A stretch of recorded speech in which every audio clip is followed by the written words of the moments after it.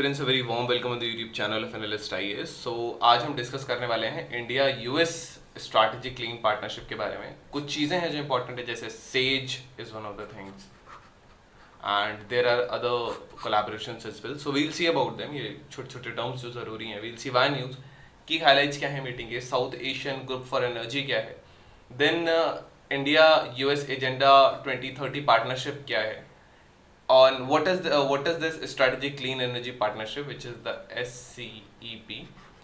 Then we have our today's mains previous year में इससे related जो questions हैं, and then we have our mains practice question. So why news? अभी recently minstrel meeting हुई है US India के strategic clean partnership की, जो कि इंडियन मिनिस्टर जो पेट्रोलियम और नेचुरल गैस के हैं और यूएस एनर्जी सेक्रेटरी, इन दोनों की न्यू दिल्ली में हुई थी रिसेंटली।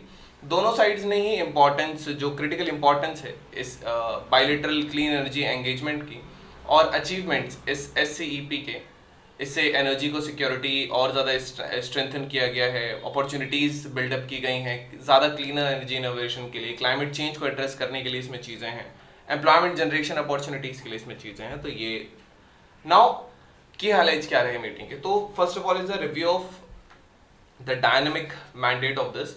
सो कोलैबोरेशन अलग अलग चीज़ों में, जैसे क्लीन एनर्जी वर्क स्ट्रीम्स में, क्लीन एंड रिन्यूएबल एनर्जी में, एनर्जी इफिशिएंसी इंक्रीज करने के लिए, एमर्जिंग टेक्नोलॉजीज है जैसे कि बैटरी स्टोरेज है, लिथियम स्टोरेज वगैरह है, स्वैपिंग टेक्नोलॉजीज हैं, गैस हाइड्रेट्स हो गया, एडवांस्ड बायोफ्यूल्स जो यूज होते हैं, हाइड्रोजन एंड इलेक्ट्रोलाइज प्रोडक्शन हो गया।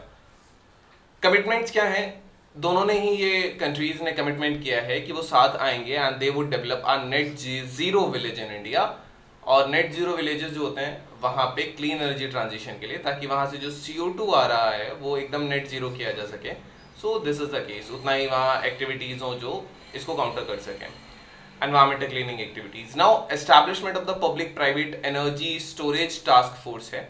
ये जो टास्क फोर्स है ये क्लीन एनर्जी ट्रांजिशन जो होगा इसको सपोर्ट करेगी, जैसे डेवलप हाइड्रोजन टेक्नोलॉजीज का डेवलप करना, ये भी इसी टास्क फोर्स के थ्रू होगा। जो इंडिया यूएस का जो न्यू रीटैप है, that is renewable energy technologies action platform है, ये वो प्लेटफॉर्म रहेगा जो इनकी टेक्नोलॉजीज के डेवलपमेंट को एक्सेलरेट करेगा ताकि एक कॉमन क्लीन एनर्जी गोल्स को अचीव किया जा सके। देन बायोफ्यूल अलायंस है। ये जो अलायंस है इसका एम होगा कॉपरेशन और इंटेंसिफिकेशन पे जो हम सस्टेनेबल बायोफ्यूल्स यूज करते हैं, इंक्लूडिंग द ट्रांसपोर्टेशन सेक्टर।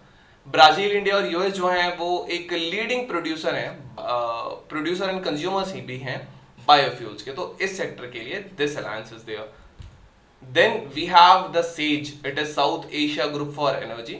दोनों साइड्स ने ही सेज को लॉन्च किया और ये एक तरीके से दोनों के एंगेजमेंट को और ज्यादा डीप करेगा इंडिया और यूएस को, to support research, analysis, capacity building activities and low carbon technologies में एक्चुअली इन्वेस्ट करना। So these are the things.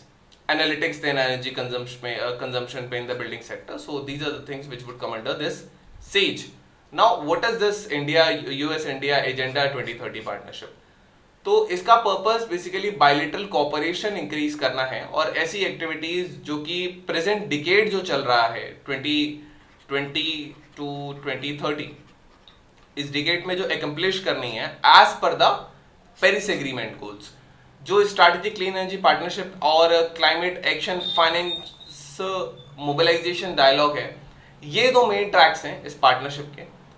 Then what is this strategic clean energy partnership? ये यूएस इंडिया क्लाइमेट चेंज और clean energy agenda 2030 partnership के accordance में launch हुआ था और दोनों कंट्रीज ने ही इसको अनाउंस किया था जो लीडर समिट हुआ था क्लाइमेट पर 2021 में। इसका जो फिफ्थ पिलर इसमें ऐड किया गया वो एमर्जिंग फ्यूल्स थे, जैसे बायोफ्यूल्स वगैरह हो गए, इनको इंक्लूड किया गया था। ये फर्दर क्लीनर एनर्जी फ्यूल्स है।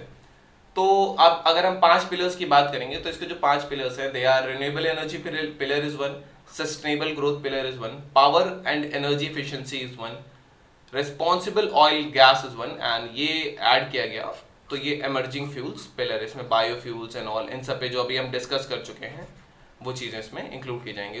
कुछ क्लीनर एनर्जी के fuels, ethanol and all. So now we have today's mains previous year question जो इससे पूछा गया है। So what is the significance of India US defence deals over India Indo Russian defence deals discuss with reference to stability in the Indo Pacific region. ये 2020 में जब deal हुए थे उनसे रिलेटेड क्वेश्चन है।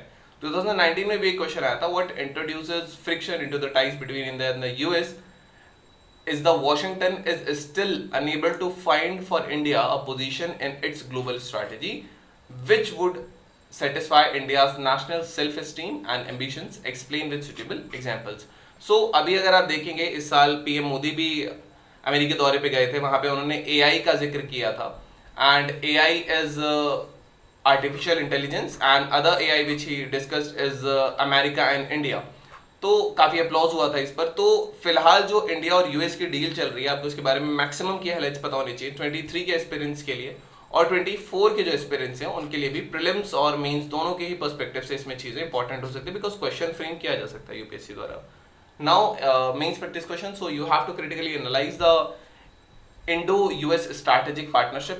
You will have to highlight the opportunities, the challenges, then the conclusion. So this was all about today's video and session. Thank you. Have a nice day and stay tuned with Analyst IAS for your better preparation. Mains 2023 and the fever and tension about mains and ethics writing practice is must. कई महीनों से writing practice छूटी हुई है, क्योंकि मैं पिछले 10 year से एथिक्स, ऐसे पेपर एंड पॉलिटी के लिए स्टूडेंट्स को गाइड करता रहा हूं। तो इस बार एक ऐसी टेस्ट सीरीज जो उन लोगों के साथ में डिजाइन हुई है जो वास्तव में एवेल्युएटर की तरह कमीशंस में काम किए हैं, उनके बेस पे मार्क्स मिलते हैं बच्चों को, वो आप तक पहुंचेंगे, न कि वो लोग जिन्होंने केवल मेंस या इंटरव्यू लिखा हुआ है और वो आपको गाइड करते हैं। तो गाइज, हम बहुत सारे लोगों को हेल्प नहीं कर पाएंगे, मैक्सिमम 50। तो जल्दी से आप इसमें एडमिशन लें, इस दिए हुए व्हाट्सएप नंबर पर आप कॉल करें और आपको पूरा का पूरा गाइड किया जाएगा।